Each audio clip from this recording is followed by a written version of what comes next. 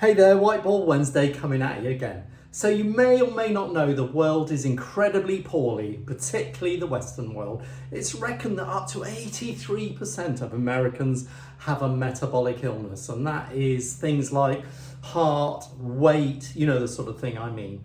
And if you saw my post on Monday, you'll also know in the UK, over 32% of us have identified as having a metabolic illness, which is really scary to me. And I've had a bit of an epiphany and I want to share it with you, and I hope you find it equally as enlightening. But before I share it with you, I just want to give you a small caveat. I am not a doctor, I am not a medical expert. I am in the healthcare industry and I absolutely love it, and I look after people through private healthcare with a lovely company called WPA. But I want to share with you something about medicine that I realised this week. Now, up here in blue is an amazing part of medicine. I think we all know it's not a complete brainstorm, but I've identified emergency and repair medicine, disease and contagion, everything from COVID to smallpox, cancer, pain control, palliative care, and even reproductive medicine. And that's why I've put it in blue. I think that's where medicine is at its best. But increasingly through the 20th and 21st century, big pharma, which I don't think there is any big conspiracy out there. I think big pharma is probably great, and it is there to produce products for us to relieve pain and help us through life. But they produce a whole load of products which I would rather naughtily call Sickcare, because they help us to cope with these metabolic illnesses. And if you or your relative have any of these metabolic illnesses, please continue with your medications. They are great and they can be transformative in lifestyle. But what they do is they treat symptoms. So you may know or heard of a lot of them. They're things like statins, they treat high cholesterol, they treat blood pressure, so the amlodipines of this world. We've got obviously insulin resistance, so we give insulin to a lot of diabetics, diabetic type 2s, and we also give out a load of digestive medicines. These things are normally called proton pump inhibitors, things like omeprazole, etc. Anything ending with an azole.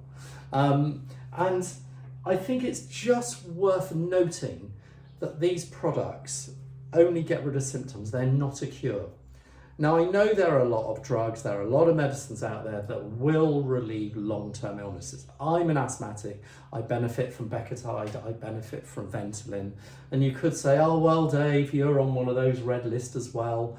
But there's probably not a lot I can do about my asthma. I avoid the allergens and I do my best to minimize my symptoms.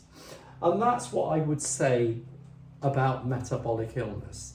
It is worth just reviewing if you have any of these illnesses and you are on these pills. Is there anything you can actually do to transfer from the sick care list into the healthcare list?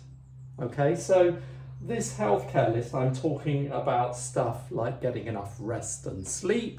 I'm talking about getting enough nutrition, being busy. You may have seen my post about NEAT, non-exercise activity thermogenesis. What I mean by that is hoovering, running upstairs, playing with the kids, just generally being busy with your life and upping your activity.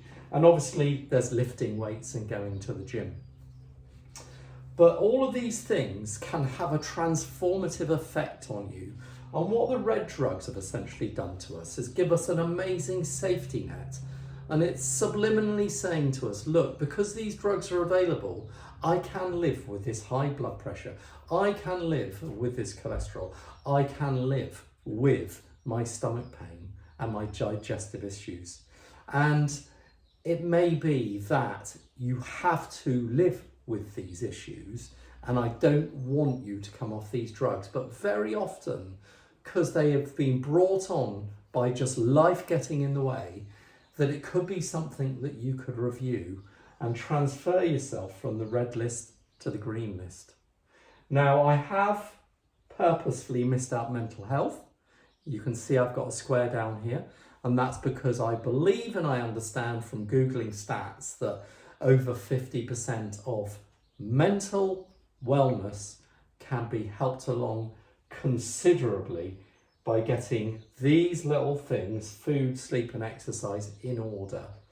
And also by taking account of the 4 big hormones that affect our body, which is dopamine, oxytocin, serotonin and endorphins. And if you can get these rushing around your body a lot more, you will feel a lot better.